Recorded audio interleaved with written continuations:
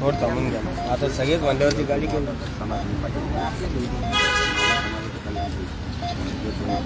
आता ठीक आहे लेपल तुमचा लेपल आहे लेपल आहे लेपल पाहिजे का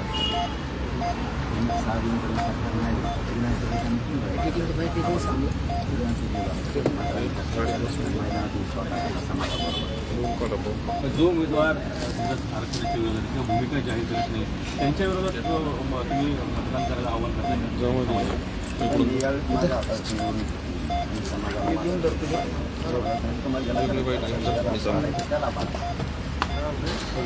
येऊन जाईल इकडे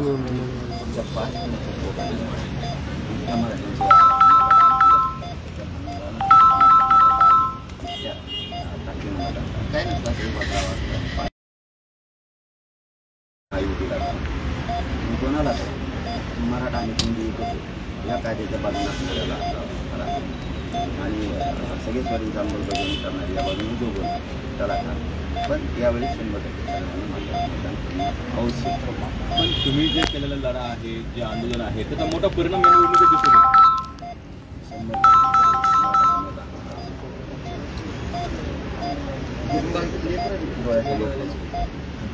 आता हे म्हणलं काही काही आमदार म्हणणार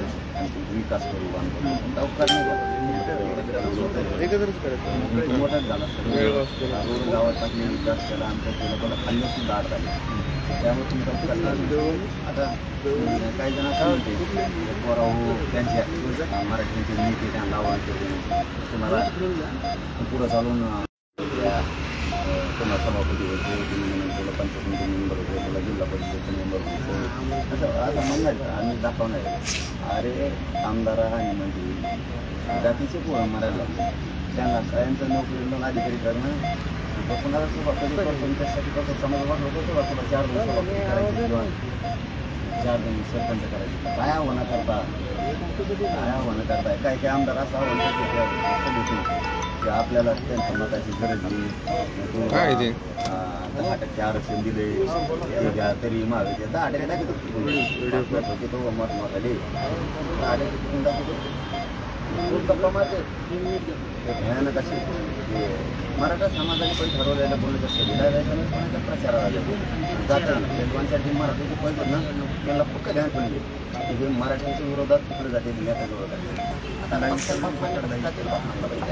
कारण राजकारणी मराठा मग तो कोणचाही असतो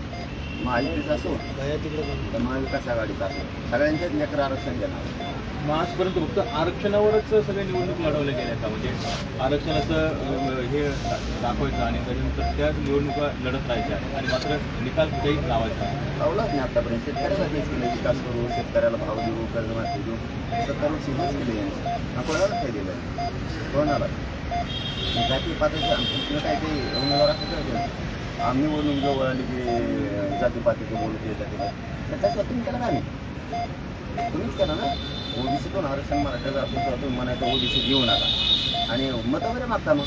मराठ्याला ओबीसी जातीवाद करतात आम्हाला आणि उभा राहिला जातीवाद करणार नाही ना तुम्ही विरोध करू नका ना ओबीसी आरक्षण मागताना त्यावेळेस करतो मतदानाच्या टायमाला फक्त म्हणत आम्ही जातीवादी नाही आम्ही सगळ्या जाती करतो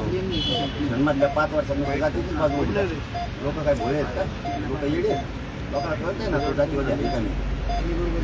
मतदान आलं आम्ही जातीवादी नाही जातीवाद केला का आमच्या गावात खानदाना जातीवाद केला का आणि विरोध कोणी केला तुम्हीच केला ना मराठी ओबीसी आता तुम्ही कसं मतदान घेतलं एकदा मतदान घेतलं निवडून आले परत मराठ्याचे 60 रुपये द्यायला मोकळे झाले ते तुमचा धंदाच आहे तुम्ही निवडून आले ते मराठीचे 60 रुपये देणार तर निवडून तर म्हणणार आमदाराजवळ धरणार मराठीची तुम्ही जिल्हा प्रमुखाजवळ धरणार तुम्ही मराठ्यांची पंचायत समिती पंचायत समिती जिल्हा परिषदेची असणारे आमचे मराठ्यांचे लोक जिल्हा प्रमुख असणारे मराठीचे आमदार माझे आमदार असणारे त्यांच्या ध्यानात नाही पुढे तुम्हालाही सामना करायचा मग मराठ्याचा तुम्ही आज मराठ्याच्या पोराच्या बाजूला भरायच्या ऐवजी तुम्ही त्यांना उलट शिकवता काही काही आमदार भाषण करून सांगतात आपल्याला त्यांच्या मताची गरज आहे पंचायत समिती लढायची सभापती व्हायचे आणि तुम्ही 4 जण होता सभापती पंचायत बाकीचे जास्त करोड मारता का तुमच्यासाठी म्हणून दादाला तुम्ही मराठ्याला म्हणता एक आमदार असं भाषण करतोय 10% आरक्षण दिलंय आपण त्यांना, तरी मागं तिथं सगळ्या सोयीच्या मागं आपण दिलं दाखवून टिकून घेतो, टिकून दाखव ना सगळ्या सोयीची अंमलबजावणी. आता सगळेच लोक देणार आहेत ते तेवढ्यात भाषण होणार आहे. आता पुढची दिशा कशी असणार आपली, पुढचं काय निवडणुका झाल्यानंतर काय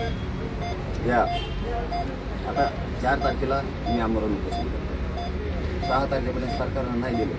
तर पुढची आमची निवडणुकीत तयारी आम्ही आता म्हणतो. माझा राजकारण मार्ग नाही, त्यांनी जर सगळ्या सोयीची अंमलबजावणी करून मराठा आणि केला मला चालू होती सांगा. जातीविरोधी काम करायचं त्यांना त्यांचे 4-2 कार्यकर्ते घेऊन पळायचं फक्त ते त्यांचं हे आहे. पण मराठा बघतोय कोण बैठकाला येत नाही आपल्याला, कोण कार्यक्रमाकडे येत नाही, तो कोणत्या पक्षाचा आहे, तो भाजपचा मराठा येत नाही आपल्याकडं का शिवसेनेचा मराठा येत नाही आपल्याकडं, कोणचा येत नाही आपल्या बैठकात, कोणचा चेहरा दिसता नाही. आता कोण पक्षाकडूनच ओढायला लागलाय, जातीवाद केलेल्या संधी त्याने ते कोणचा ओढायला लागला आणि त्याला कुठे जागा द्यायची. आता भाषणातून म्हणतात आपल्याला त्यांचं मतदान घ्यायचं, पण पुढं मग कळलं ना मराठ्याचं पण घ्यायचं ना, तुम्हाला मराठ्याचं पण घ्यायचं मतदान, त्यांना तर राहू द्या सुधारून. तब्येत ठीक नसतानाही तुम्ही ॲम्ब्युलन्समधून आता मतदान करताय. अनेक जण मतदानाच्या दिवशी सुट्टीवर जातात किंवा फिरायला जातात, काय नाही हे लोकशाहीची सोय कायद्याची त्याला अधिकारी आपण तर केलाच पाहिजे, आपण गेलं पाहिजे. किती आजारी आपल्याला काय केलं मी परत येऊन ॲडमिट होणार आहे. आता ॲम्ब्युलन्समध्ये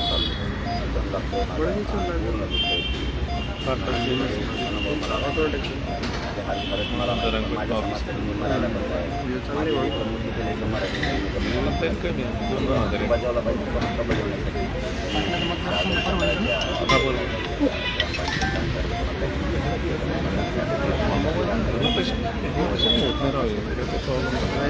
हा नाही ते तुम्हाला मेटा बिझनेस ॲप फेसबुक आहे ते ॲपवरून करायचं काही पण आप वापस लिंक उचलते बिझनेस हे ॲप डाउनलोड करा, फेसबुकचा ID पासवर्ड टाका, एखाद्या शब्दाचा जमा करायचा आणि त्याच्यावर करायचं. मी कुठलाही कोणत्याही याला म्हणणार महाविकास आघाडीला करा, महायुतीला करा, असं काहीच म्हणतात. माझं म्हणणं काय आहे, महायुती आणि महाविकास आघाडी हे दोघंही सारखेच आहेत, ते दोघंही सारखेच आहेत आमच्यासाठी, सारखेच आहे. त्याचा अर्थ असा नाही की चांगले आहेत,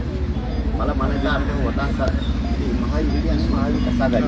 ते दोघंही सारखेच आहेत. म्हणजे दोघांनी आमचं वाटोळा केलेलं मला असं म्हणायचं जमा केला का. बीडमध्ये देखील आपण म्हणतो की आरक्षणाच्या मुद्द्यामध्ये चांगला गाजतो आहे, तुम्ही देखील त्यावरती भाष्य केलं होतं. म्हणण्याचं माझा उद्देश असा होता की तुम्ही आम्हाला ओडिशा तुम्ही काय म्हणता आम्ही मग ते लोक तुम्ही 5 वर्ष केलेलं तरी होत्या इथे मतदानाच्या दिवशी काढले ते तुम्हाला एक एक वाटतं जातीवाद, पण ते 5 वर्षात तुम्ही केलेले विरोध लोक आत्ता सांगते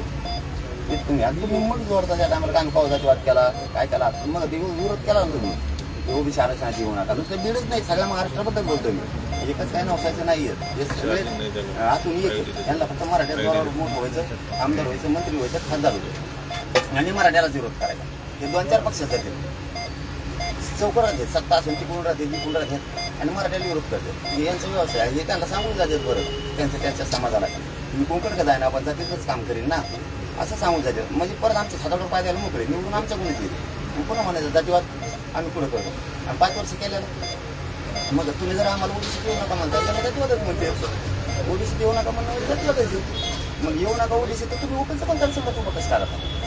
हे माझा प्रश्न आहे. मी काय म्हणतलो नाही याला पाडा त्याला पाडा,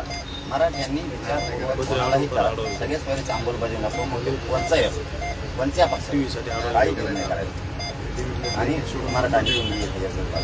पाडण्यात लय मोठा विजय मराठा लय मोठा विजय ताकदीनं पाडा. कोणाला मला एवढं नाही मी मैदानात पाठीसाठी नाही मिळू शकत, तुम्हाला याला करायला मिळू शकत. विधानसभेला आपला प्रश्न विधानसभेत लोकसभेत नाही, म्हणून यावेळेस आपण मागायला विधानसभेत आणला कचका दाखवा आपला काय असतो. कारण मुस्लिम समाजाचा प्रश्न कसा मार्गी लागत नाही,